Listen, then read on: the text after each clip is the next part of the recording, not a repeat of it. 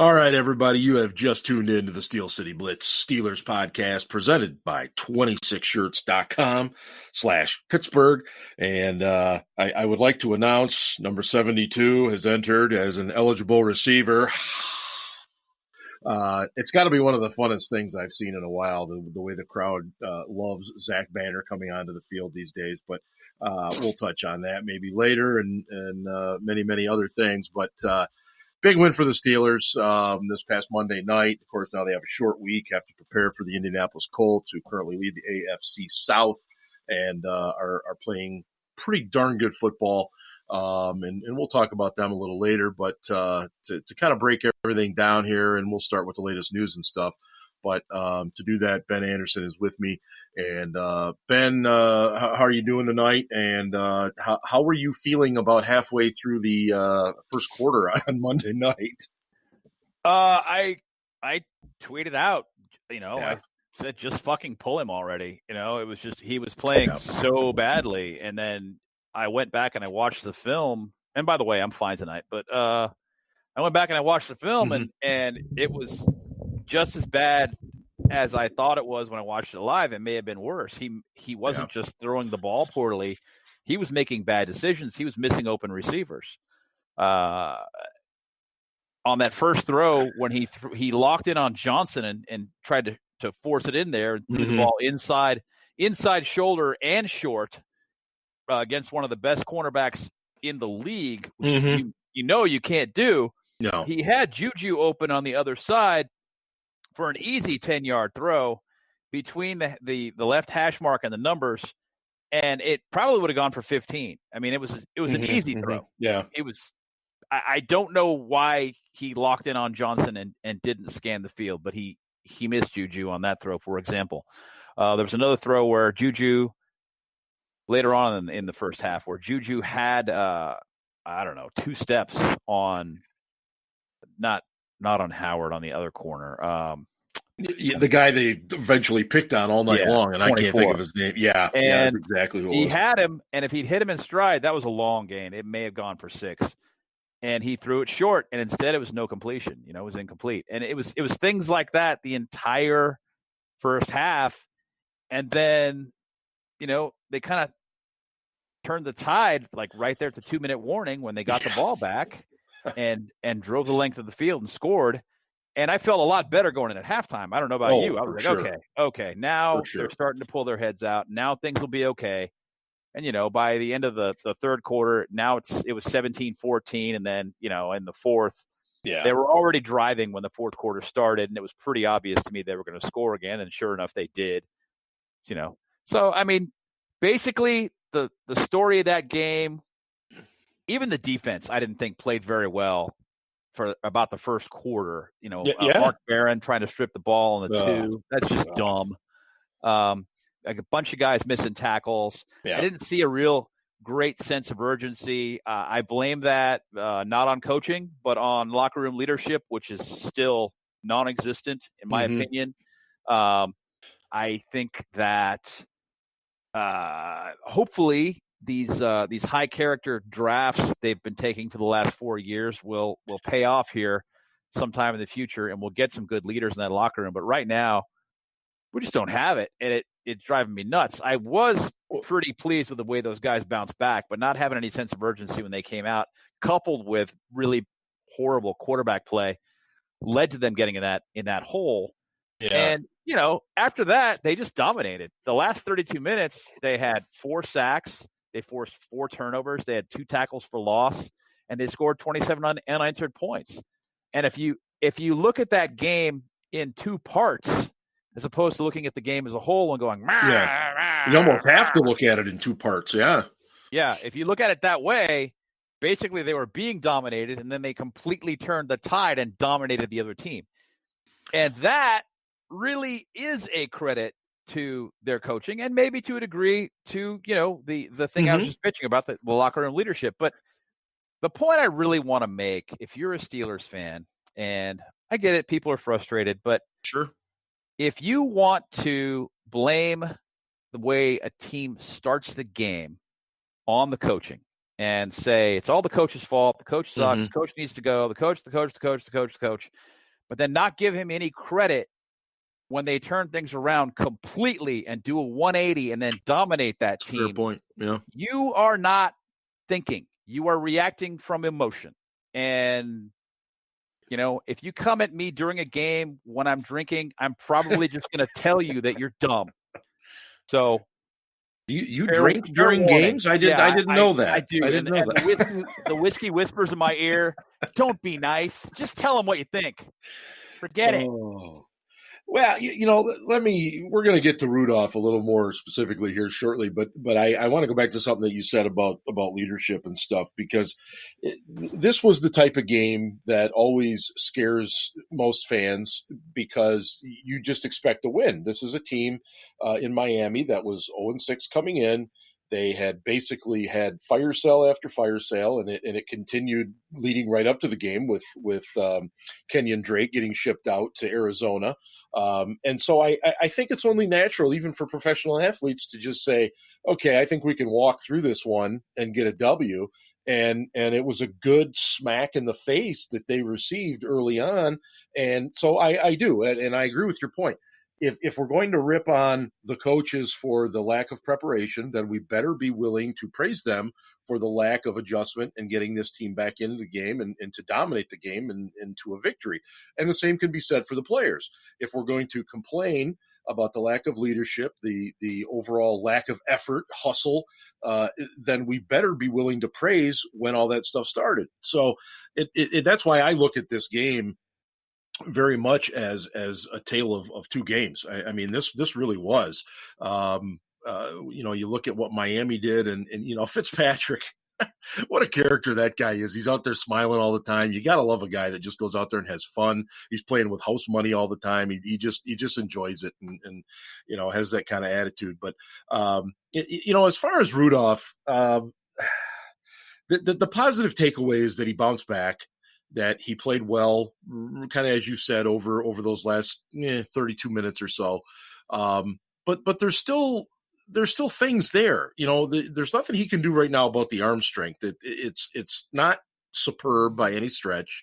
And the thing that I really noticed, and maybe you noticed this too, is he still continues to struggle getting the ball in front of the receivers on crossing routes.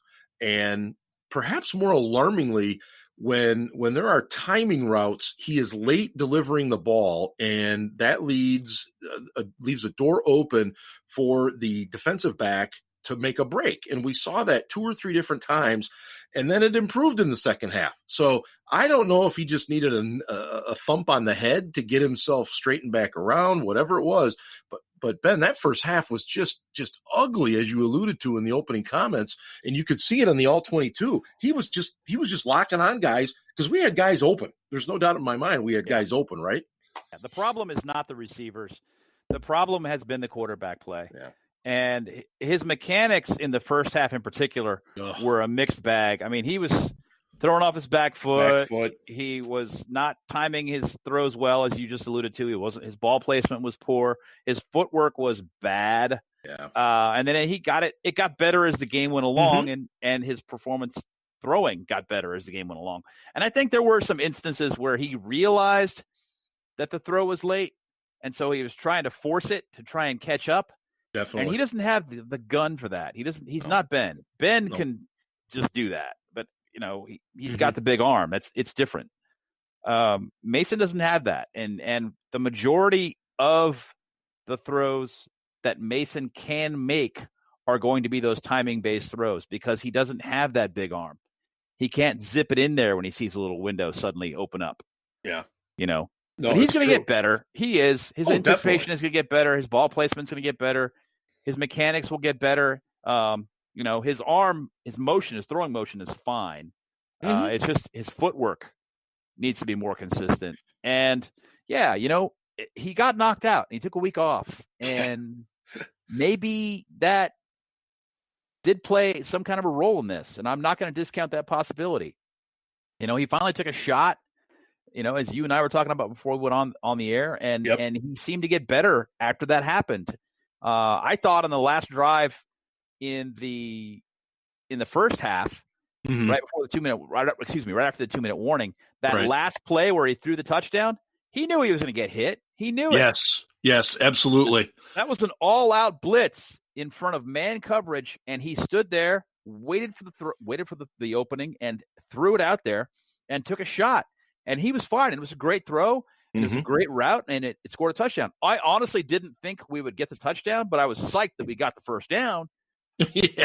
And then he went in the end zone. It was like that was the best way to end that horrible, terrible half. Oh, it was huge.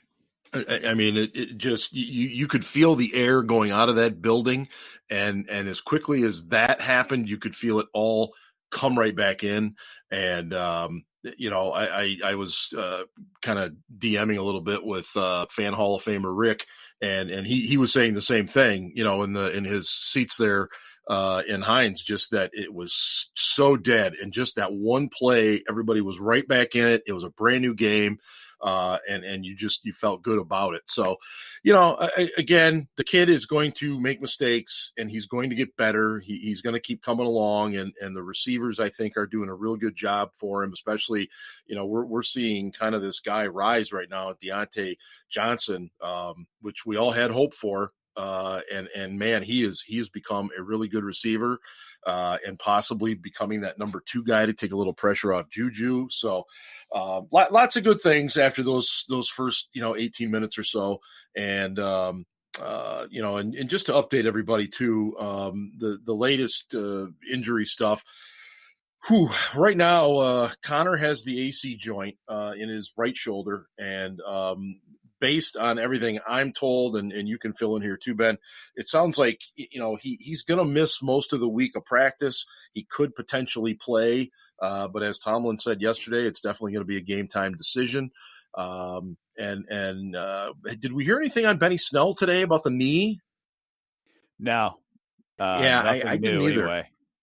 No, I did not hear anything on that. And, the good news is you do have Jalen Samuels coming back, and Trey Edmonds is there, and might get a few snaps as well. Cause, Samuels hasn't played in a month, so I don't know what can be totally expected of him. But, that AC joint for Connor, Ben, that's the type of thing that could be a week, or it could be several weeks, isn't it? Yeah, he's not. I'd be shocked if he plays this week. And honestly, he's going to be in pain the rest of the year. I still have no problem with the decision to leave him in the game. Nor I. Given the fact that Snell was already out with the knee, and frankly, that Trey Edmonds just isn't that reliable. I don't know why they haven't signed an upgrade out there. There's got to be somebody on the market right now that is better than Trey Edmonds. I know they value familiarity, but come on, that guy, what's he do? He runs up the middle and gets half a yard and falls down. That was on a pretty crucial play too. That his one carry, and there was pretty little effort out of him on that, I thought. I don't know if the effort was poor. I just don't think he's got any burst. He just doesn't have that ability. He's not an NFL running back. Bottom line. Very true. So, like I said, I don't have a problem with them leaving Connor in there to close out the game. I wish he hadn't gotten hurt. Obviously, had a hell of a game, 145 yards on 23 carries. But Well, and that leads me to this, and it's something that we've discussed before, and I think we're going to have to discuss again. I thought his effort on Monday night was just unbelievably great. He kind of knew he was going to have to carry the load as badly as Mason looked in those first 20 minutes, and he did. He literally was carrying that offense. And but unfortunately, the knock on James Conner is his durability or lack thereof. And I just don't know what you do with him long term, Ben. I especially with running backs being kind of a dime a dozen these days. I mean, what do you do with them? Well, I've already gone on record on this podcast, thanks to you putting me on the spot. That's what I do, and that was before this happened. Yes, I I don't sign him to a big money deal. I don't. And I probably don't even extend him next year. I let him play his last year out, and I see what I want to do at that point. I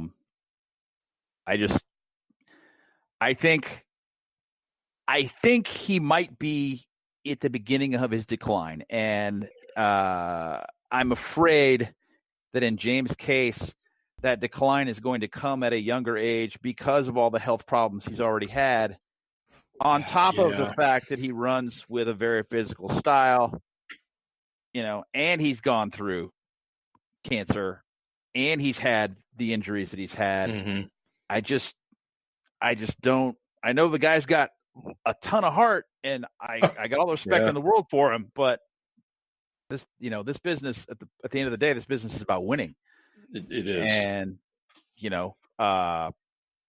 the best players play, and James isn't going to be one of the best players for long, in my opinion. I agree. And it's almost like talking about, one of your kids, and that, they used to do something really well and now they're struggling to do that. And, you're having a hard time kind of breaking that to them. And, it's not that he doesn't do it well. It's just that, as you said, he runs so hard and so physical, and he puts such wear and tear on his body. And this isn't like Jerome Bettis, who had a body and a frame that could take that beating, even as beaten up as Jerome was every Monday morning. But he just isn't a reliable running back right now. It's like 2-3 weeks and then he's down again, 2-3 weeks and then he's down again. And I'm with you. I don't think you can extend him, at least right now. And I realize maybe we're jumping the gun a bit. Maybe he gets a shot in that shoulder and plays this week. I don't know, but I just know what his history has been with the Steelers, and unfortunately it's been riddled with injury. And, honestly, I hope he doesn't play this week. I hope he sits down, and because they're going to need him in December. Yeah. When the fields get bad, they're going to need effective running back play. Mm-hmm. And he's going to have to get healthy. And, playing this week is not going to help him with that. Even if they pad that shoulder heavily, it's still going to take some abuse. Definitely. And I just don't think it's worth it to force the issue this week. And on top of that, you do have Samuels coming back, which helps. Yeah. He'll be fresh. Yeah. If I guess nothing we'll see else. what happens. I wouldn't be shocked if they end up signing a running back this week, though, because they added a kid from Pitt to the practice squad, but right. I mean that he's a body at this point, Anyway, you're listening to the Steel City Blitz Steelers podcast presented by 26shirts.com/Pittsburgh. And right now you can get a brand new Pitt themed shirt. It's actually a really cool shirt in the Pitt colors, the blue and the gold, if you will. And it's says lit on it, and it's got the tower with the light up into the sky. It's just a really, really unique, cool looking t-shirt. And, I think you made the comment when that shirt came out, Ben, that it would be really cool if Juju had gone to Pitt and not USC, right. Which I thought was pretty cool. But anyway, they light up the tower when Pitt wins, and that's where it's coming from. So big tradition. Cool. And but grab one of those shirts; they're tremendous. And Cuddles for Kids is again the very worthy cause this week for 26 shirts. So please consider it. Get a great shirt. Do something good at the same time. Ben, I want to talk a little bit about the defense, because I think it's hard to really say a whole lot, because it was the Miami Dolphins. Their offensive line is not exactly one of the more stellar in the NFL. However, I thought Cam Hayward played a very good game, and he knows that the pressure's on him with no Stephon Tuitt. And then there is, of course, Watt and all these other guys. But let's start with Watt for a second. What are the areas that you've seen him improve the most in the last year or two as a pass rusher? I thought last year was his best year as a pass rusher. I don't think he's as good this year. And Cam's game has always been the bull rush. Sure. He's not a guy who gets past people as a general rule. He has a decent swim move, but it's not great. And his strength is literally his physical strength. Yeah. That's his best trait. Who's the center in Atlanta last year? Alex Mack. Yeah, because he came from Cleveland. Picked him up and drove him back into Matt Ryan. That was insane. You're talking about a guy who weighs over 300 pounds. Cam picks him up, drives him back into Matt Ryan, grabs Matt Ryan for the sack. Yeah, I remember it well. That's insane, man. Yeah. I mean, it's not only humiliating for the center because, God, that's not going to be a fun film session to go through, but it's incredible that he did it. It was amazing. I can't tell you how hard that is. And that's the kind of thing he can do. If he gets both hands on you, forget it. It's over. Yeah, and I know it's easy to talk about Cam. I had originally asked you about Watt in terms of, what, and you thought that he was a little better last year. Has he just built up his repertoire of moves? Has he increased his strength, his speed? Is it a combination of all those things? He just seems to me to be maybe the numbers aren't as great, but he seems to me to be a little bit more complete as a pass rusher this year. He is. He's got better moves. He's got more moves. He's got more counters. And that's the thing that's really driving it. He's also doing a better job setting guys up. He's not just thinking about this down. He's thinking about, the next down, the one after that. He's thinking about how to set a guy up for when he really needs to make a play. When we're at 3rd and 9, we need to get off the field. What am I going to use on this guy? Yeah. If I've been using this the entire game, he's expecting it. I want to be able to counter that and give him something he's not expecting. And there's a whole mental thing. There's a whole mental aspect of that goes on. And he's just become a lot better player. I don't know of a better way to put that. He's worked at his craft and added things here and there. Yes, he's stronger. Yes, he's heavier. Yes, he's a little quicker. But those are minute little changes, The thing that he's really done is improve the mental side of the game. Well, and I don't think people understand that, and you did a good job pointing this out, that pass rushers aren't always rushing for that play. They're also rushing for plays down the line. And as we saw with, let's say, Alejandro Villanueva, who early on as a starter really struggled because he was, the way he's built, he's constantly kind of off balance. And a good pass rusher will do that to an offensive tackle because it's bull rush, it's swim, it's hesitation, it's chop down, it's this, that. You almost become a batter facing a really, really good pitcher. You don't know what's coming next. And that's really the idea. It's not just about a guy who has bend or a guy who has speed. It really is a lot more to it than that. And he's been really fun to watch mature in that sense. Now, opposite him, of course, and I saw some discussion today, is Bud Dupree.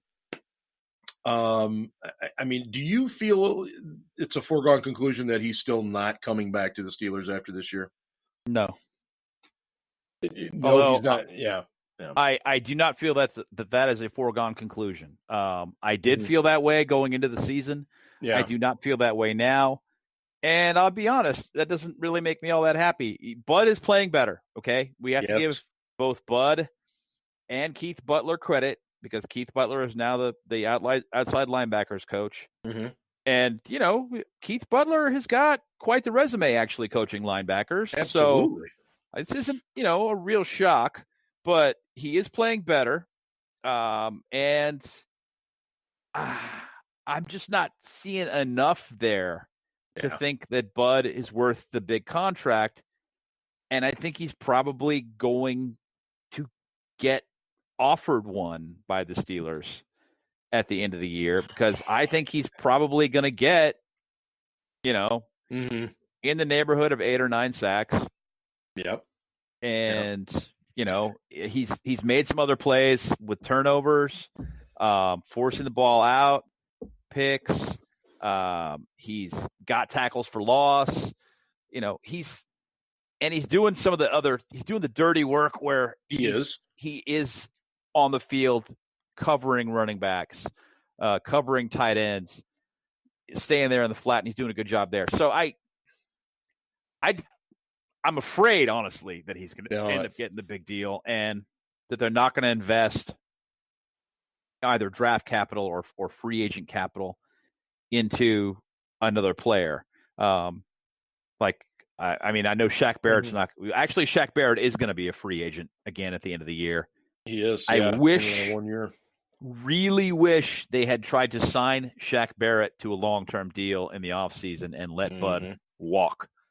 But they didn't, and now Barrett signed a really cheap deal with Tampa, and he's tearing it up. He's going to be, a $15, $20 million player next year, and Bud's going to be, a mediocre starter in Pittsburgh and probably get another deal.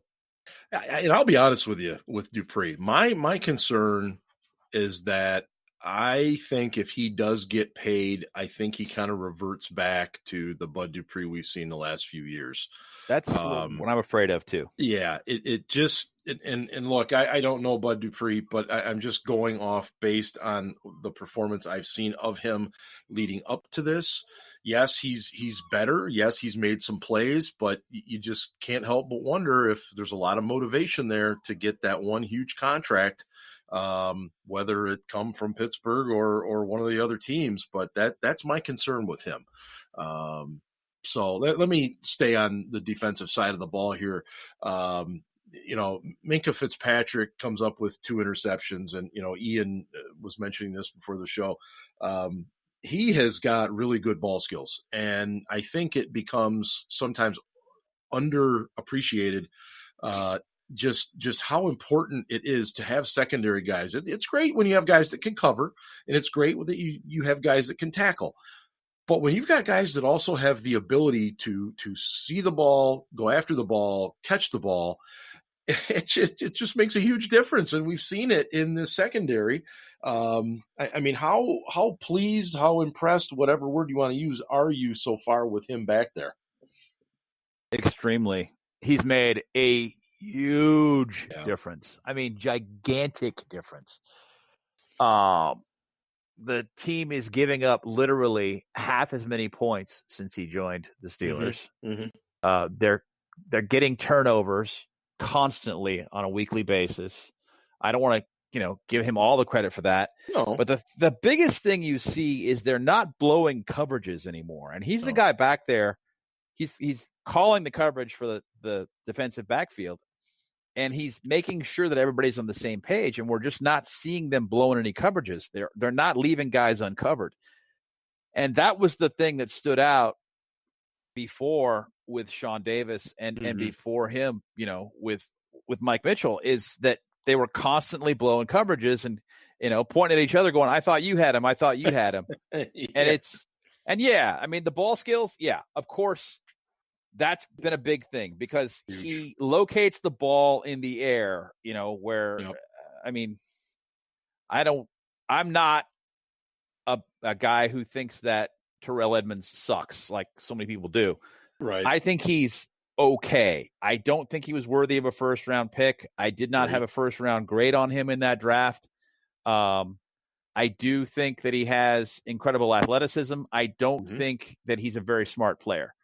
And Ian made the point when we were talking before that Edmonds didn't know where the ball was. The ball was in the air. Minkah knew right where it was tracking it, and Edmonds didn't know where the ball was. And that's been a common theme with him. He struggles to find where the ball is. It has. And that awareness that Minkah has is leading to Minkah has 5 career interceptions. 5. Yeah. 3 are with the Steelers, and he's been with the team, 4 weeks, 4 or 5 weeks. Yeah. No, I know it. It's just amazing what happens when you put someone that competent on the back end. And by the way, Sean Davis, I think, can start practicing this week. I think. No. Is it next week? It's coming up, isn't it? I don't know when they put him on, but he's got to be on IR for at least 6 weeks. Right. He can practice for 2, and then they can add him to the active roster after that 2-week period is up. Right. They can also not take him off IR, and honestly, that's kind of what I'm expecting. I agree. That's where I was eventually going. I don't know. I mean, they may bring him back. They may say that, Sean Davis is an upgrade to Cam Kelly. Yeah. And we're going to bring Sean Davis back because we're paying him anyway, and we're going to have him play that role that Kelly's playing now. And, I'm sure at the end of the year, they're going to move on from Sean Davis, and he's gone. Mm-hmm. That was kind of what I was getting at, was that, do they like him better than Cam Kelly? And that's obviously you're talking about roster positions there at that point. But my gut feeling tells me that he's probably just going to be IR'd the rest of the year. I don't know. I honestly don't know. It's a gut feeling, but it's a question not just of Cam Kelly's skill set, but also of whether or not they decide they need another safety, because Davis can also play strong safety. Mm-hmm.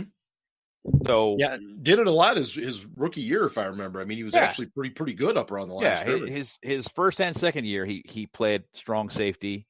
First year, though, he also played slot, and that, we don't want to talk about that. Yeah. I mentioned him earlier in the podcast, but I'll flip back over to the offensive side of the ball for a second. What do you like about Deontay Johnson? I mean, the kid is just he's making this very steady, positive progress each week. And again, I know the Dolphins secondary was very banged up and very exposed by us, but I love what this kid's doing. I mean, I see better route running all the time. I see better hands out to catch the ball and running with the ball. I mean, I like what I see out of this kid. He's an outstanding route runner is what I see. I don't know why he's not returning punts. The fact that he's not really bugs the crap out of me. Sorry, Ryan Switzer fans. He's just not that good. He just isn't. Really nice guy. Super got nice all the guy. respect in the world for him. Obviously I don't know him personally, but the way he conducts himself is commendable. Absolutely. But that doesn't make him a good football player. And his worth in the offense is dwindling on a weekly basis. And he's not good on special teams. So I just don't know why he's back there. Getting back to it's almost a security blanket type thing with him. It almost is. And and Johnson, he's got fairly reliable hands, but the thing that really sets him off is his route running ability. Mm-hmm. He was the number 1 wide receiver on the Steelers board. Yeah. And they got him in the third. They were thrilled that they got him in the third round. And I still think back to that Saturday. Mm-hmm. And at least it was day here. I don't know what time it was in the East Coast. But how pissed off everybody was that the Steelers had taken this crappy player, this crappy wide receiver that nobody had heard of in the third round. Yeah. And I was like, man, I mean, shouldn't we have a little more faith in this team given the wide receivers that they've chosen? Right. Of all the positions, right? I mean, don't get me wrong. If they'd taken like another corner or a safety or something, okay, I could see it where you'd be like, who the hell is this guy? Right. What's the deal? And, I mean, even Jeremy Lane is turning out to be kind of a disappointment right now, but let's hope he picks it up next year. I mean, have a little more faith in the Steelers when they're picking wide receivers. They're damn good at it. And this kid is no exception. No, he's not. He's playing really well, and I hope that continues. And again, you're listening to the Steel City Blitz Steelers podcast presented by 26shirts.com/Pittsburgh. And, of course, the Steelers have the Indianapolis Colts coming into town this Sunday, 1:00 kick. I know that excites most people. And this is a team that won kind of. I don't know. I wouldn't call it a lucky win. They had Adam Vinatieri nail a 52-yarder at the gun, pretty much to beat the Broncos, who played a very good game up to that point. But what do you see when you see the Colts offensively, Ben? I mean, obviously T.Y. Hilton, and you got Brissett's playing pretty well. I mean, what are the Steelers going to have to do defensively? Cover the tight end for once. Yeah, that helps. I mean, they've been doing a better job again since they added Minka of covering tight ends, bringing in that 3 safety set and covering tight ends that way, which I appreciate. But they got to cover tight ends. They got to cover Hilton. But I mean, honestly, Hayden and Nelson are both playing really well on the outside right now. Let's hope that continues to be the case. I mean, even on those throws that Fitzpatrick was completing last Sunday, those throws were money. I mean, the coverage was there. It's just the throws. He threw some darts. He threw some darts, man. He threw some dimes. I was shocked. I mean, Hayden's right on top of the guy, and Fitzpatrick's throwing it anyway and getting completions. It wasn't because Hayden wasn't where he was supposed to be. He was there. It just they were throwing he was throwing the ball really well. Yeah. And he's got to continue playing like that. But Nelson has been a fantastic addition. Hayden's playing well. The rotation they've got at the nickel where Hilton is playing first and second downs, and they're having Sutton come in on obvious passing downs is working out really well too. So I'm not real concerned about the defensive backfield. Other than, like I said, don't forget to cover the tight end. Yeah. That's going to be the big thing. And then, I think that offensively, what the Steelers have got to do this week is run some more misdirection. Kind of like defense over there. Yep. Yeah, like they've done with Jalen Samuels in the lineup, and like they did against the Chargers, is run some more misdirection, keep them guessing, spread them out, and play ball control. Keep your defense off the field. Did Randy Fichtner, did he go to Roosevelt Nix a little too often for you on Monday night?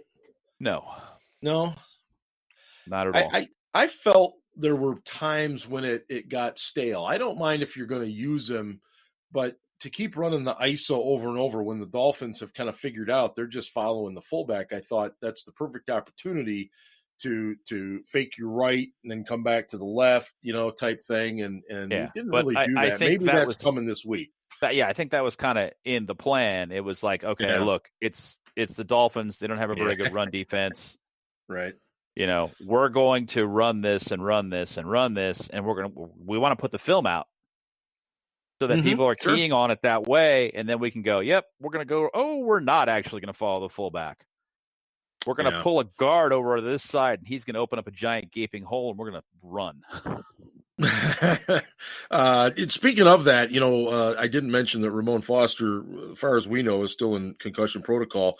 That's the one position where I like never, ever, ever have a palpitation, because BJ Finney has always come in and you don't ever skip a beat with him. And the Steelers didn't. I mean, pass protection was still good. The running game was still good. And if Finney has to make the start, I'm totally cool with that. I agree with you, and I will say that the Steelers were really foolish not to extend Finney this year. Really, I mean, at least make the offer.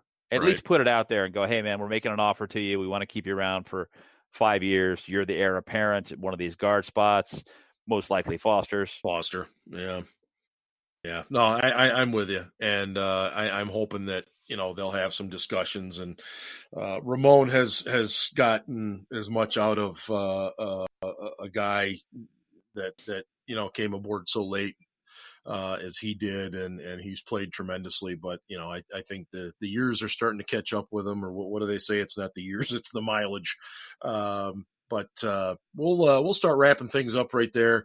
I look for a really good game on Sunday. I think this is a winnable game. I think it's the type of game that could really propel this team forward. I kind of told Ian before we came on the air here that the Steelers are extreme right now. They've lost to teams that have a combined 4 losses total.